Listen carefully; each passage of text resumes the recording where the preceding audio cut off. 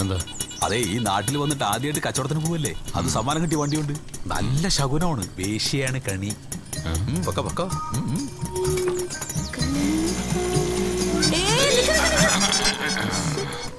അമ്പാളെ എന്തൊരു ബഹളായിരുന്നല്ലേ. മത്സരം ജയിച്ചതിന് സന്തോഷാർന്നായിരിക്കുമല്ലേ? എന്നാ പിന്നെ ശരി ശരി.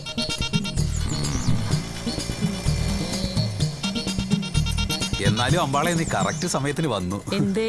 അല്ല, ഒരു നല്ല കാര്യത്തിന് ഇറങ്ങുമ്പോഴേ നിങ്ങളെ പോലുള്ള സ്ത്രീകളെ കണി കാണുന്നത് നല്ലതാ പറയണു. ശരിയത്? നീ നിന്റെ അമ്മനെ കൊണ്ടുവന്ന് നിർത്തല കണി കാണിക്കാനായിട്ട്.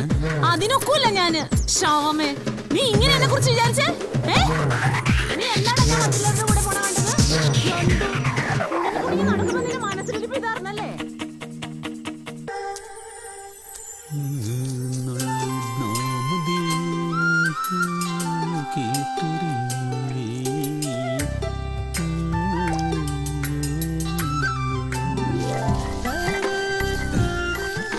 ഇങ്ങനെ മത്തിപ്രാന്തല്ല പറഞ്ഞ പോരെ എന്നോട്. മത്തി അരച്ചത്, മത്തി പൊരിച്ചത്, മത്തി മുളകിട്ടത്, മത്തി പോലത്തിയത്, ഏത് വേണമെങ്കിലും ഉണ്ടാക്കി തരില്ലേ ഞാൻ.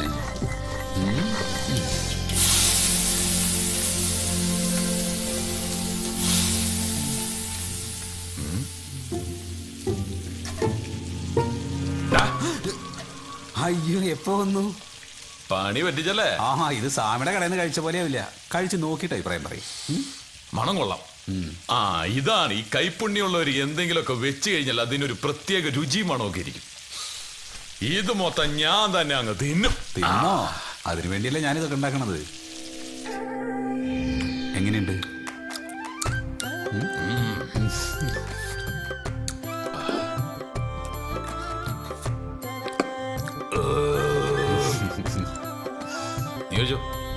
ഞാൻ കഴിക്കാം.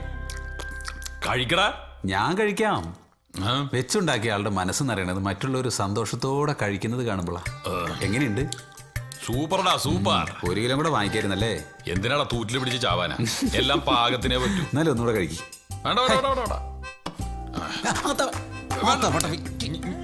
ഞാൻ കഴിക്കോളാം. ഞാൻ കഴുകിക്കോളാന്ന് പറഞ്ഞാലും കേട്ടില്ല. വേണ്ടെന്ന് ഞാൻ കഴിക്കോളാന്ന്. ഞാൻ കഴുകിക്കോളാന്ന് പറഞ്ഞില്ലേ? വിട്. ശരി.